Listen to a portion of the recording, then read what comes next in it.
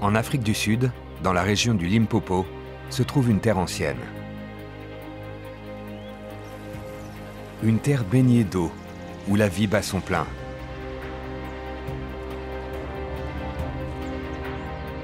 La faune a appris à prendre tout ce que ces terres vallonnées et ces cascades avaient à offrir. Au cœur de cette nature, coulent des ruisseaux en cascade pour abreuver la terre et tous les animaux, les petits comme les grands.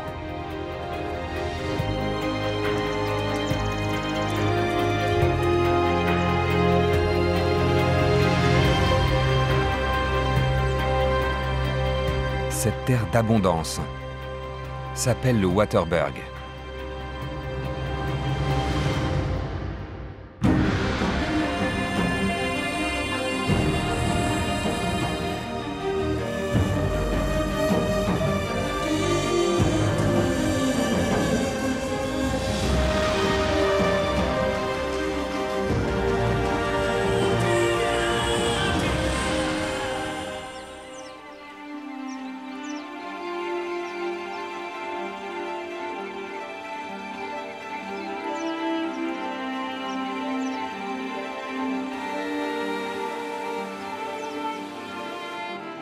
Le Waterberg s'étend d'est en ouest sur presque 150 km.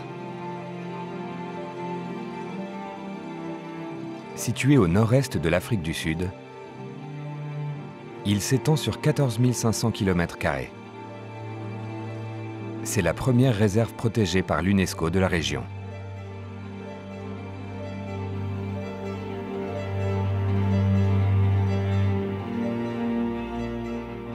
Cette terre existe depuis 2 milliards d'années. Elle est parcourue par des rivières riches en minéraux. Le Waterberg était là avant l'homme.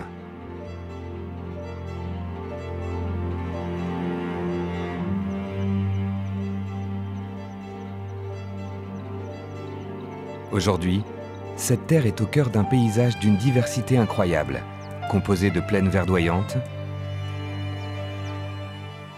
de savanes tropicales,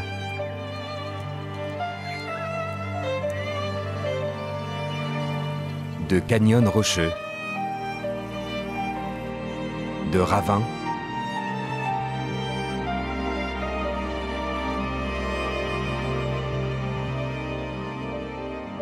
et de falaises de plus de 600 mètres de haut.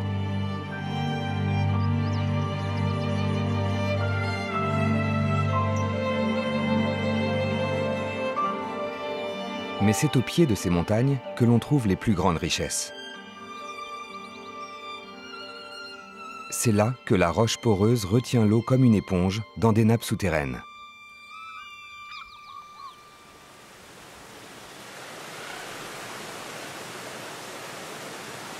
Une fois les nappes remplies, l'eau s'écoule sur les parois rocheuses. C'est cette abondance d'eau qui a donné son nom au Waterberg, qui veut dire « eau sur la montagne ».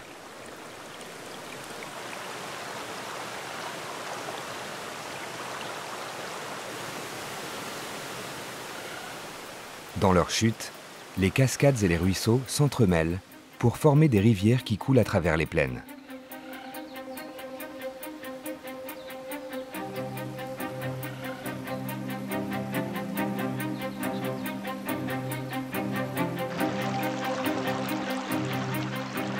Ces rivières, en plus de sculpter le paysage, permettent à des tas d'espèces de survivre.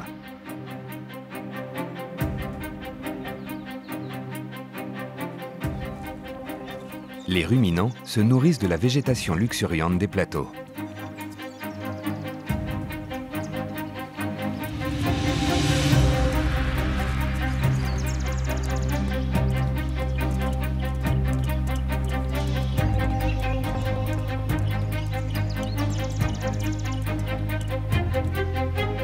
Dans les régions basses, la savane s'étend à perte de vue.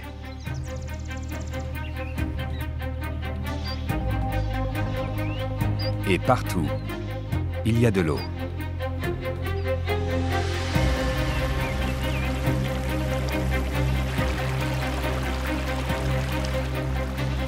Ruisseaux, Rivières, barrages et mares composent le paysage.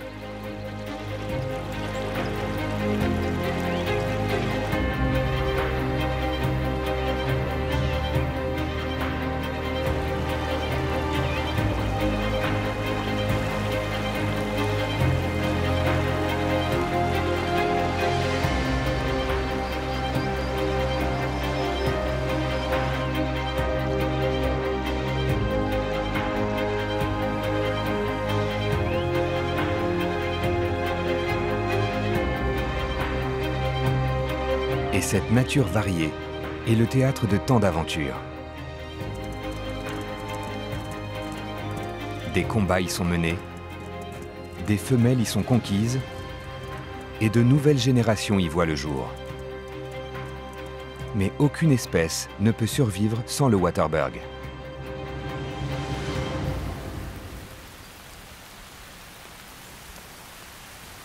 La saison des pluies débute en novembre et peut durer jusqu'à 5 mois. Elle est synonyme d'abondance dans le waterberg. Les animaux ont une seule priorité, se nourrir, à en être rassasiés. C'est le moment ou jamais de prendre des forces.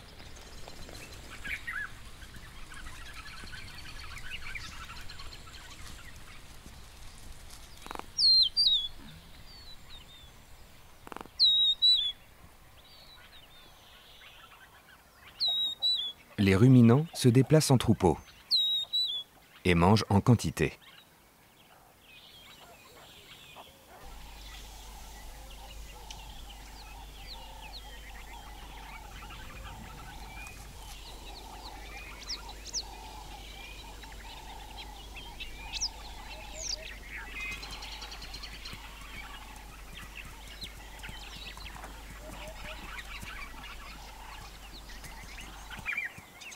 Après des mois de sécheresse, brouter est le meilleur moyen de profiter pleinement du retour de l'humidité. Plus de 200 espèces différentes vivent dans le waterberg et se délectent chaque jour de sa verdure.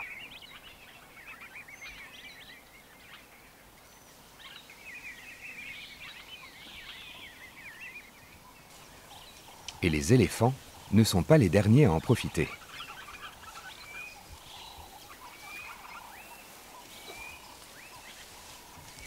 Leur régime est l'un des plus variés de la famille des herbivores. Ils se nourrissent aussi bien de feuilles que de racines et d'écorces.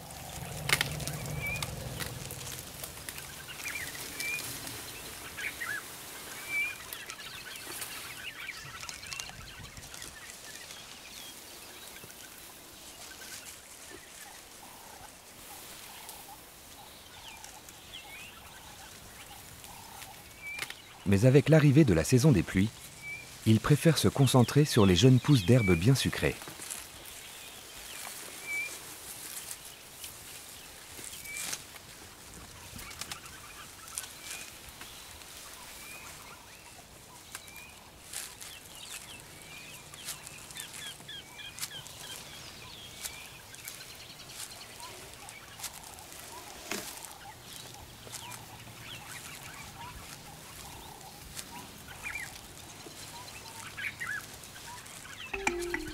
C'est aussi la saison idéale pour élever les jeunes. Grâce à l'abondance de nourriture, les femelles produisent beaucoup de lait et peuvent facilement subvenir aux besoins de leurs petits. Les jeunes antilopes passent leurs tout premiers jours dissimulés dans les hautes herbes, à l'abri des prédateurs. Mais dès qu'ils ont assez de force pour suivre leur mère, elles rejoignent le troupeau. Et d'ici 4 mois et demi, elles seront totalement autonomes. Pour d'autres espèces vivant dans les plaines, l'arrivée au sein du troupeau se fait plus rapidement. Les femelles blesbok mettent bas entourées des autres membres du troupeau.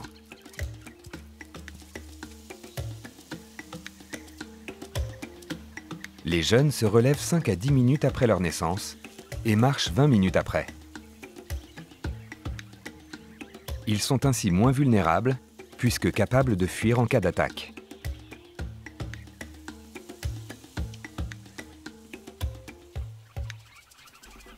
C'est le cas de nombreux ruminants. Les jeunes gnous et les jeunes zèbres apprennent vite. Ils se mettent sur leurs quatre pattes et courent quelques minutes seulement après leur venue au monde. Mais pour le gnou, il ne suffit pas de pouvoir courir. C'est le timing qui compte. 90% des jeunes naissent sur une période de 3 semaines qui coïncide avec le début de la saison des pluies. Pour leur survie, il est préférable qu'ils soient ponctuels.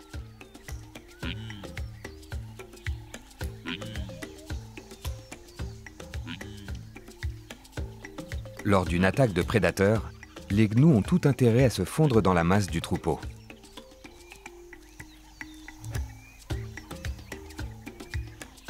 Or, les jeunes ont une robe plus claire, qui les rend plus facilement repérables par les prédateurs.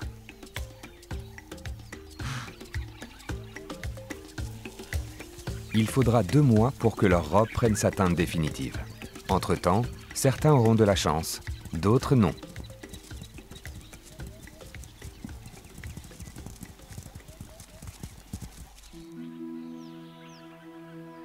Pour certaines espèces, fuir le danger est une priorité. Mais d'autres n'ont rien à craindre des prédateurs.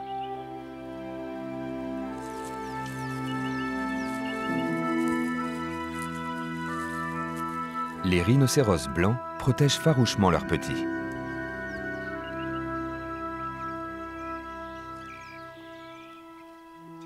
Le jeune rhinocéros passe ses 2, voire ses 3 premières années avec sa mère. Il reste près d'elle, sous son aile, jusqu'à ce qu'elle soit à nouveau pleine.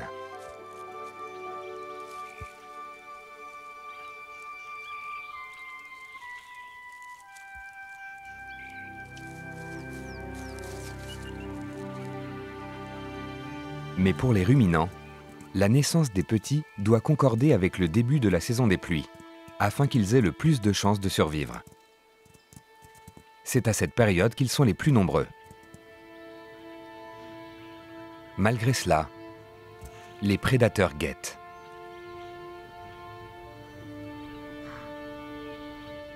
Les lions arpentent la prairie et la savane à la recherche de nourriture. Le troupeau est toujours en alerte. C'est le combat du prédateur contre sa proie. Mais parfois, le danger est plus proche qu'on ne l'imagine.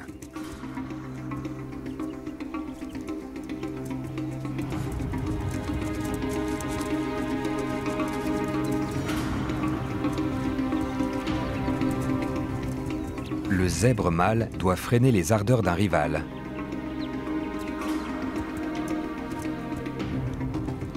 Et ainsi protéger son harem de femelles.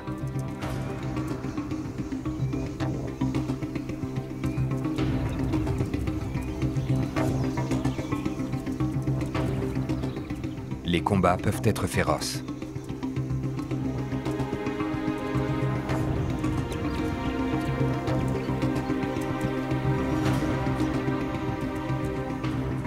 Pour s'assurer la victoire, les mâles se mordent et se donnent des coups de patte.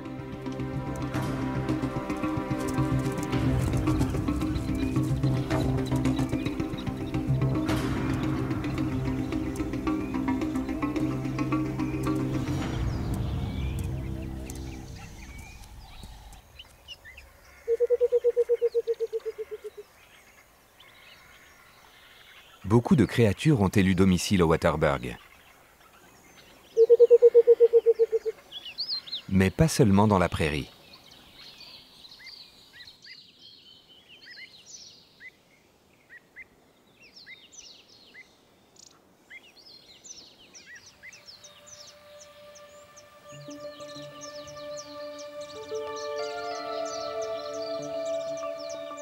C'est dans les montagnes que vit un animal très rare.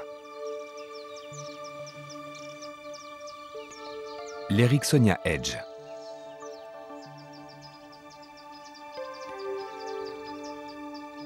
On pensait l'espèce éteinte depuis les années 80, mais des spécimens ont été découverts sur un petit plateau.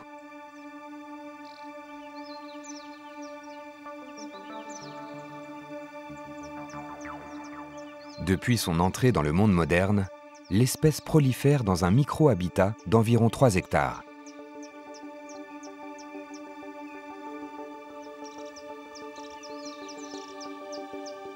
Contre toute attente, l'espèce a réussi à survivre. L'Eriksonia edge a besoin de conditions particulières pour se reproduire. Son cycle de vie est fascinant. Il ne pond ses œufs qu'à proximité de 2 types de plantes. Et il faut qu'une espèce bien particulière de fourmi à sucre ait fait son nid dans les alentours. Les fourmis font leur nid dans le sable, près d'une zone humide. Pour elles, le Waterberg est l'environnement idéal. Ce papillon n'a été vu que dans cette région.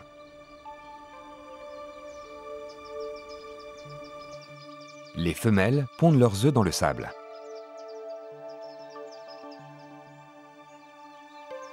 La chenille vit à l'intérieur du nid de fourmis. Mais à la nuit tombée, les fourmis escortent la chenille à sa plante haute afin qu'elle s'y nourrisse. Les fourmis ne se donnent pas tant de mal pour protéger la chenille sans raison.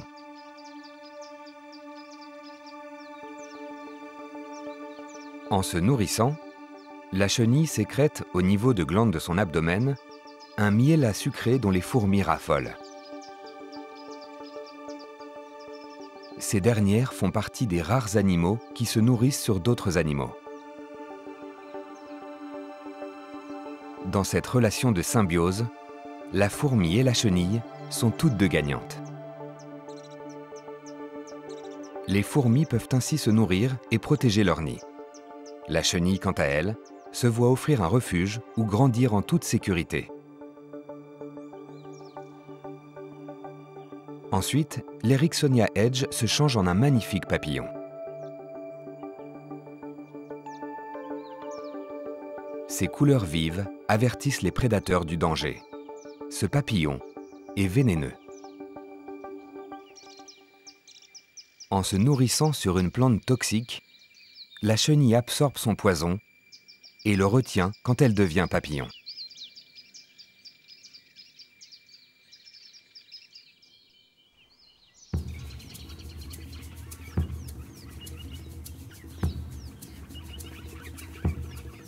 Tous les habitants du Waterberg ne partagent pas ce mode de vie, mais certains sont également menacés d'extinction.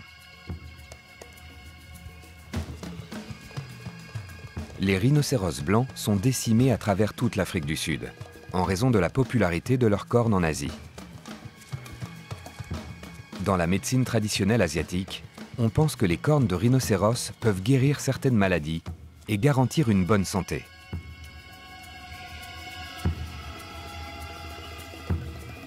C'est un fléau qui affecte le Waterberg et les parcs naturels de la région. Des mesures drastiques ont été prises et des gardes armés sont postés à différents points de la zone. Pour que les rhinocéros puissent survivre dans la nature, il est indispensable d'arrêter le massacre.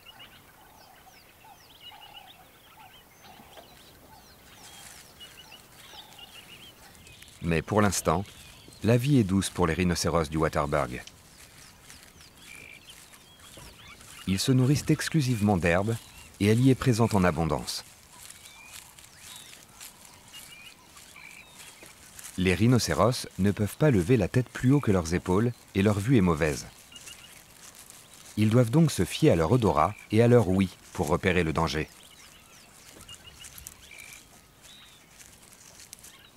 Leurs grandes oreilles bougent indépendamment, en fonction de la direction d'où provient le bruit, comme des antennes paraboliques.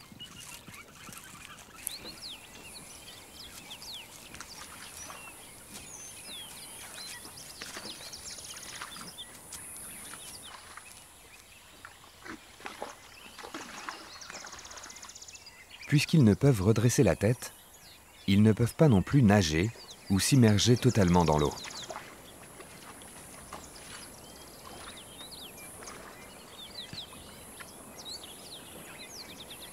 Les rhinocéros ont un besoin vital d'eau.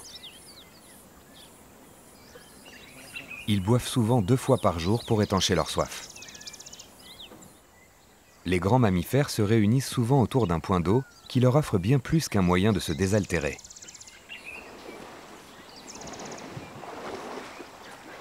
Les éléphants se grattent pour plusieurs raisons.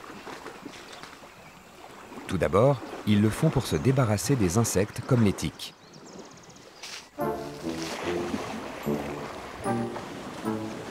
Et puis, ça les amuse.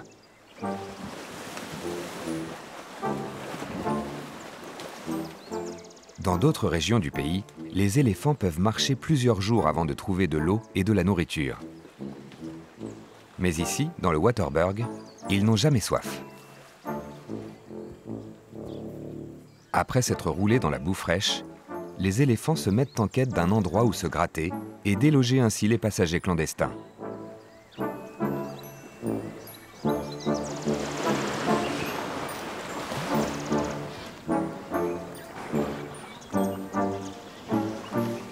Ils reviennent au même point d'eau d'une année sur l'autre. Et certains troncs d'arbres en portent la trace.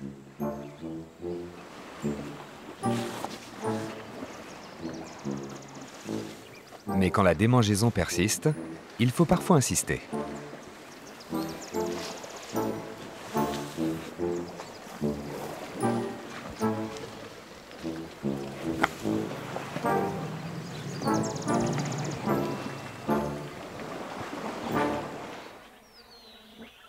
La saison des pluies, chaude et humide, est idéale pour la prolifération des insectes. Des nuages de moustiques suivent les troupeaux.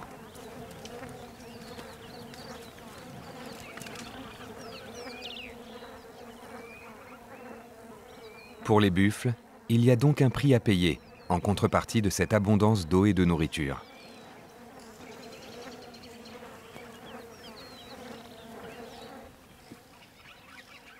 Le plus grand mammifère de la prairie a développé une technique pour éloigner les envahisseurs. Après s'être immergés dans l'eau, les éléphants s'aspergent de terre pour protéger leur peau des piqûres d'insectes.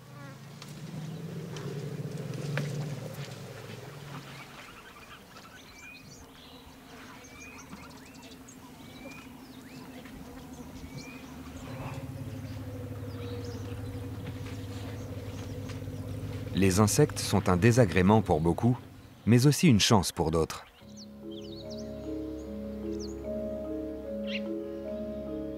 La néphile dorée se tient prête.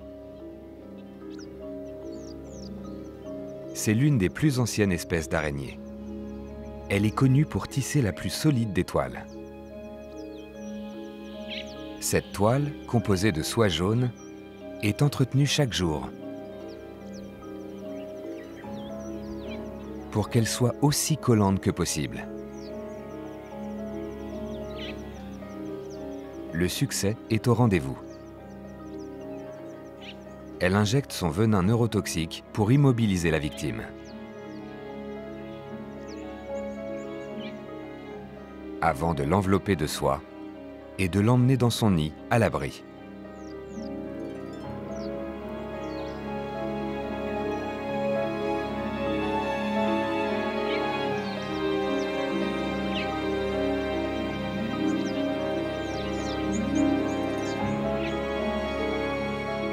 À cette période de l'année, le Waterberg regorge de nourriture. L'araignée peut bien en garder un peu pour plus tard.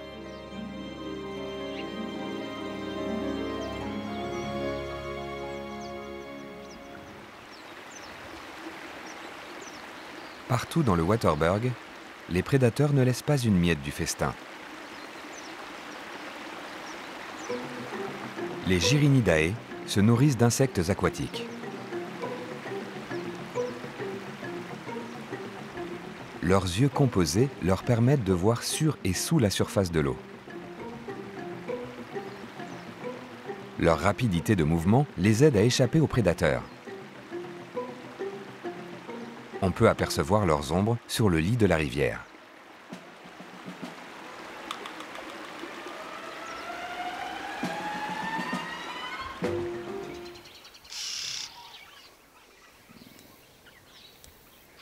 Tous profitent de cette opulence.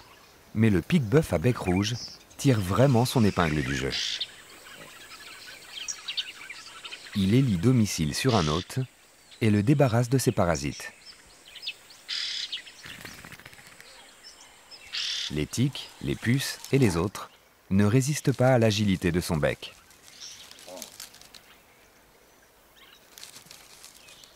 L'espèce a évolué pour s'adapter parfaitement à son environnement.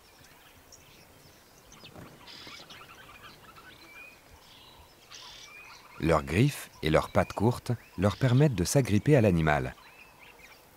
Pour se nourrir, ils brossent les poils de ce dernier avec leur bec.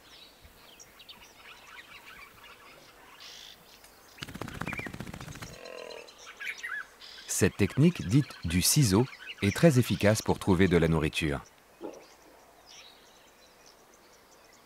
Mais il se dit que certains pique-bœufs à bec rouge auraient un côté plus sombre.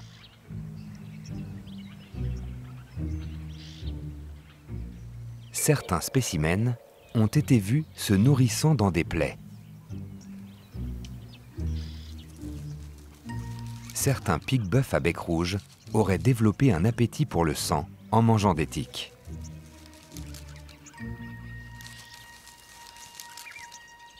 Ils ont été vus en train d'ouvrir des plaies cicatrisantes sur leur animal hôte pour boire leur sang.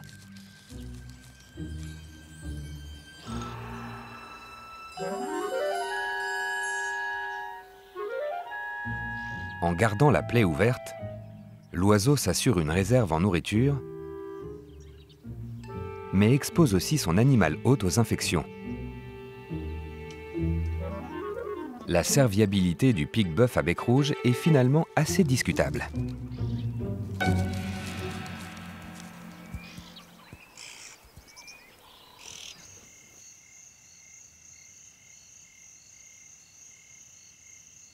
Dans tout le Waterberg, les créatures ont dû s'adapter pour trouver de la nourriture.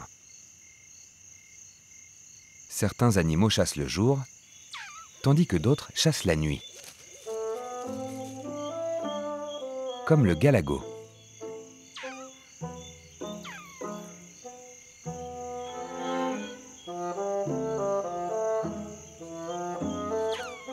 Le jour, les galagos dorment en groupe, pouvant compter jusqu'à 7 individus. La nuit, ils chassent seuls. Ils se nourrissent presque essentiellement de sève, surtout pendant les mois d'hiver. Mais ce soir, il n'y a pas que de la sève au menu.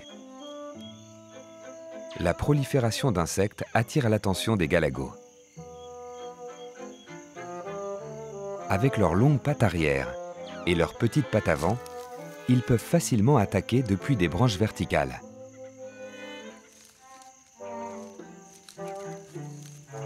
Ils se nourrissent d'insectes divers. Ce sont des prédateurs nocturnes redoutables.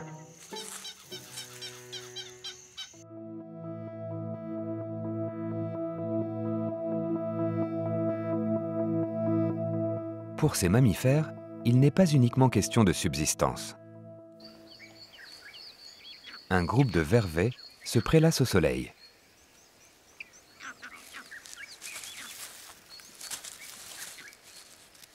On les trouve en Afrique du Sud comme en Éthiopie.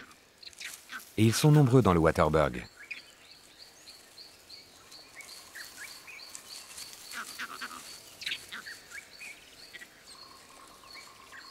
Ils vivent en groupe et sont des animaux très sociables.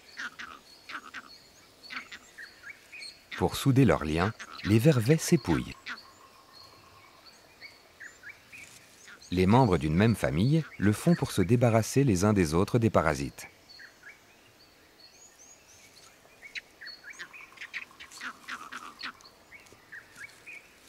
Mais l'épouillage est aussi une technique de séduction courante utilisée par les mâles pour se rapprocher des femelles. Et elle est vitale pour la prospérité du groupe.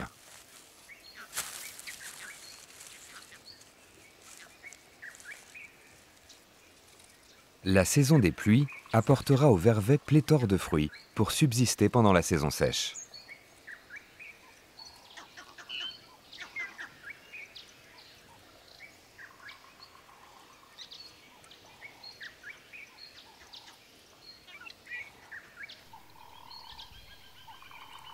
Malgré cette abondance d'eau et de richesse, certaines créatures trouvent leur bonheur sur la terre ferme.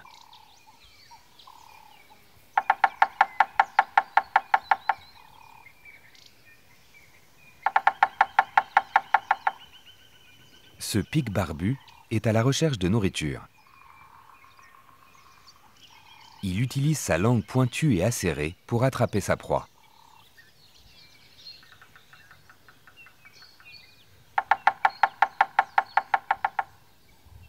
Contrairement aux autres insectivores du waterberg, le pic barbu se nourrit toute l'année d'insectes et de larves vivant dans les troncs d'arbres. Le pic barbu tambourine sur les arbres avec son bec pour localiser sa nourriture, établir son territoire et attirer un partenaire.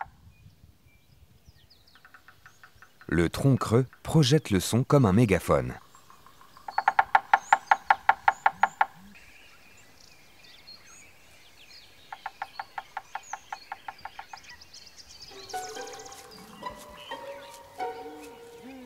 Voici un autre habitant à plumes du waterberg qui se moque bien de toute cette eau.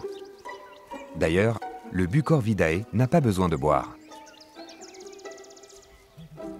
L'eau présente dans sa nourriture lui suffit.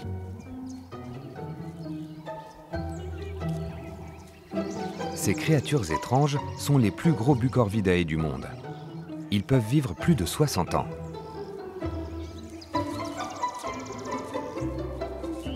Ils passent l'essentiel de leur journée à arpenter la savane en quête de nourriture. Les Bucorvidae sont carnivores. Ils se nourrissent d'insectes, de reptiles, d'amphibiens, de petits mammifères et même de petits oiseaux.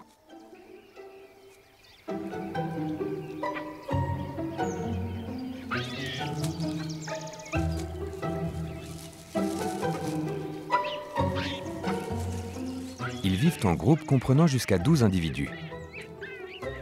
Ils occupent de vastes territoires pouvant mesurer 100 km² qu'ils défendent énergiquement.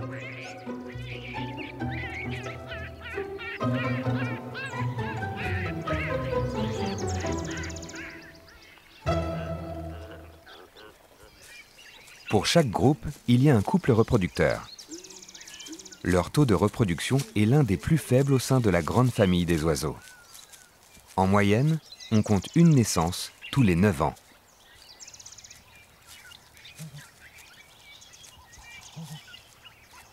Les femelles pondent 2 œufs à 3 à 5 jours d'intervalle.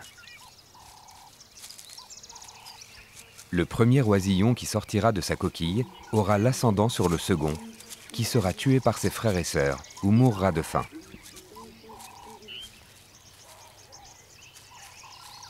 Il faut 6 ans à l'oisillon pour atteindre sa taille adulte.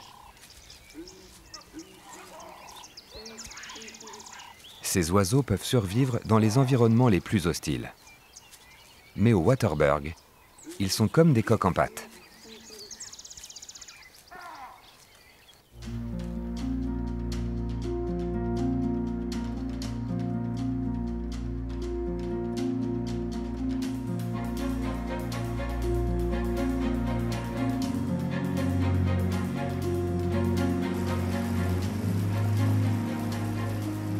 L'eau ne joue pas toujours un rôle décisif, mais son pouvoir est grand.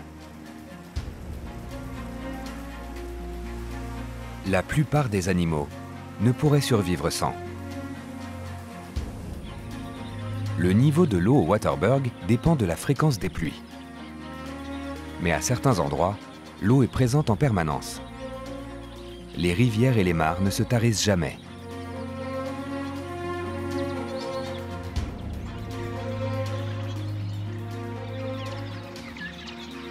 Ces zones humides abritent de nombreuses espèces.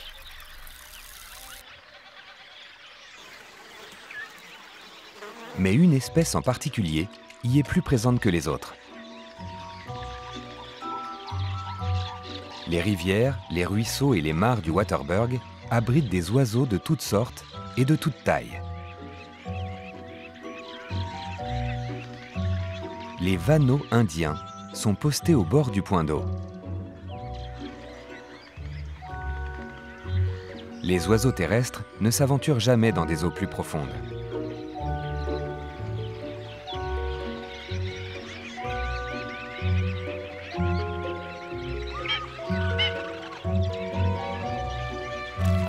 Cette zone est réservée aux vrais oiseaux d'eau.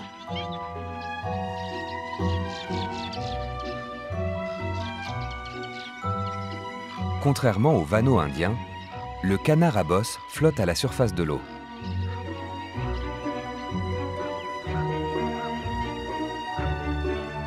Cela lui permet d'atteindre les herbes aquatiques et les nénuphars.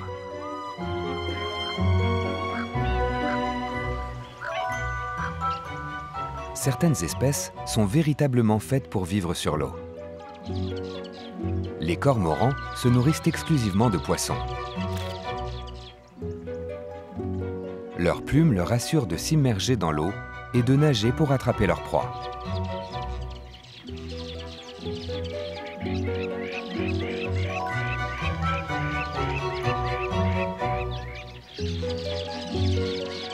Après avoir pêché, les cormorans prennent la pause, ailes déployées et cou tendu. En plus de leur permettre de sécher leur plumage, cette pause aiderait à la digestion.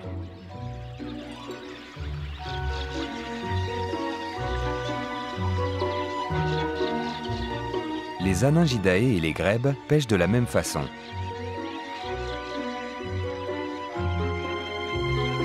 On les trouve aussi aux abords des points d'eau permanents du Waterberg.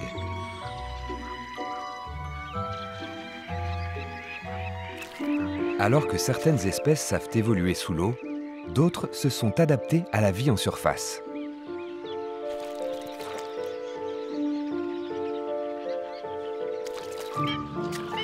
Le jacana d'Afrique cherche sa nourriture et se déplace en marchant sur des nénuphars. Il y construit même son nid. Il se déplace sur les nénuphars grâce à ses longs doigts qui répartissent le poids de son corps et l'empêchent de couler.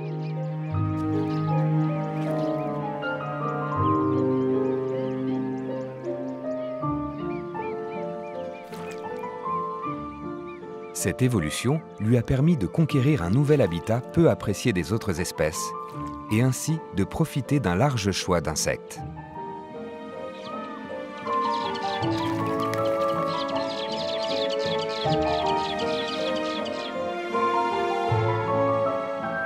Les oiseaux ne sont pas les seuls à se nourrir ici.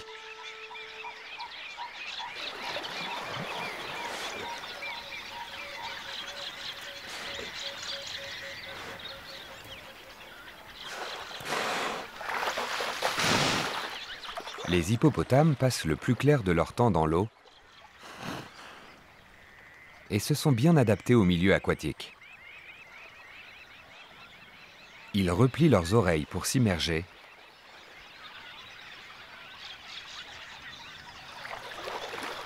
et les déplient une fois à la surface. Leurs yeux sont placés au sommet de leur crâne pour dépasser de la surface de l'eau. Leurs narines se ferment lorsqu'ils nagent.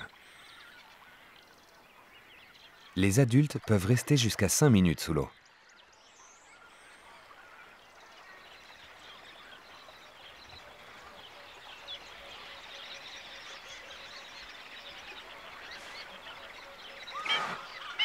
Ils remontent à la surface instinctivement, même pendant leur sommeil.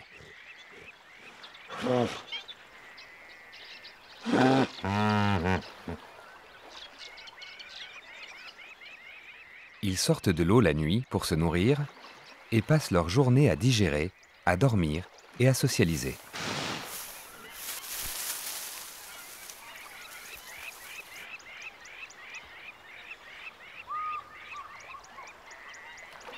Les hippopotames sont faits pour vivre dans cet environnement aquatique. Les jeunes savent même téter sous l'eau.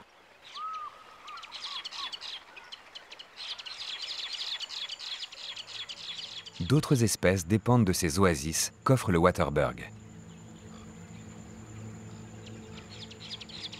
Ces dinosaures des temps modernes ont évolué pendant des millions d'années. Les oreilles du crocodile ne forment plus que 2 fentes et ses yeux sont recouverts d'une membrane protectrice. C'est le roi des prédateurs d'eau douce.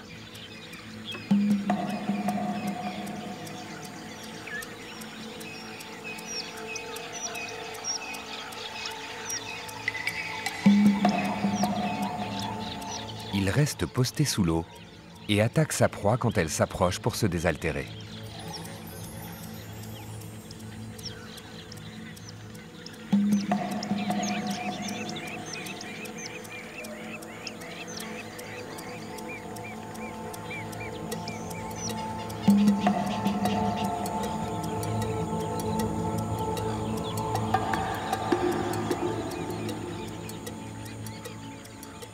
Grâce à ses rangées de dents acérées, il emmène sa proie dans les profondeurs et la retient jusqu'à la noyade.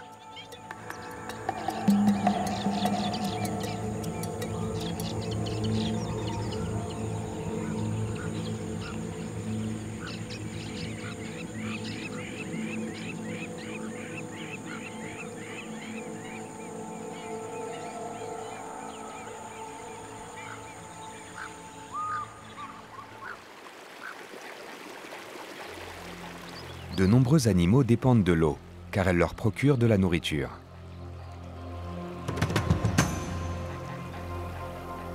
Les crocodiles ne sont pas les seuls reptiles à arpenter le Waterberg. Les varans se prélassent au soleil.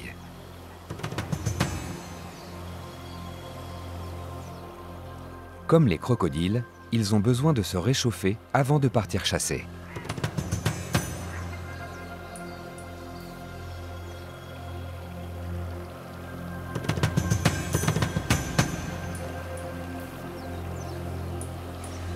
Ils se sont parfaitement adaptés à leur habitat.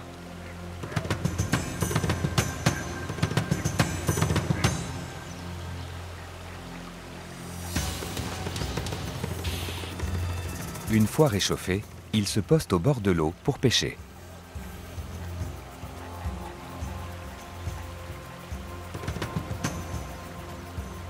À l'aise aussi bien sur terre que dans l'eau, ils possèdent une queue longue et puissante. Leurs longs doigts et leurs griffes acérées sont très utiles pour attraper leur proie.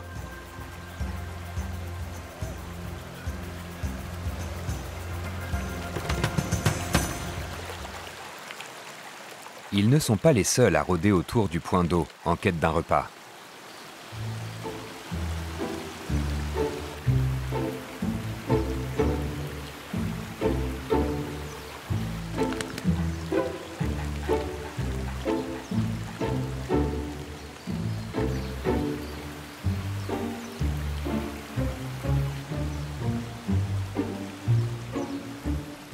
Mais leur patience sera vite récompensée.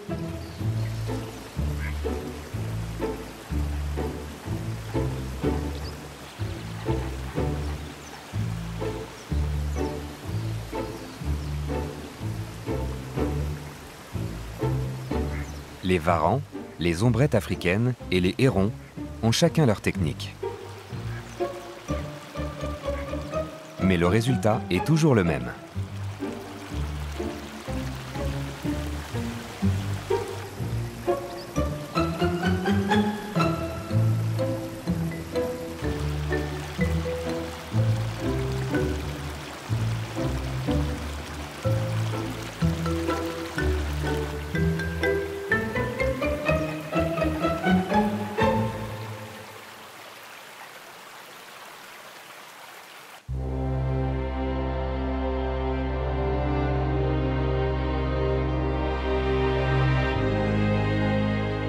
Le Waterberg jouit d'une grande diversité d'habitats et d'espèces.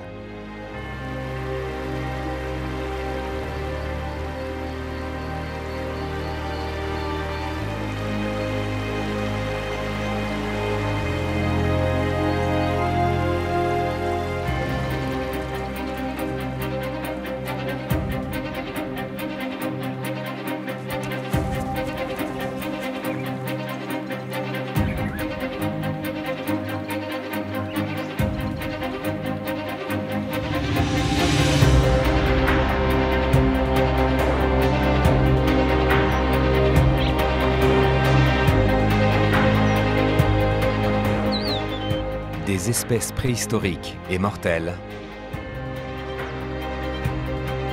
des espèces étranges et magnifiques, toutes dépendantes de l'eau du Waterberg qui leur fournit abri et nourriture. L'eau est intarissable ici, dans les montagnes de la vie.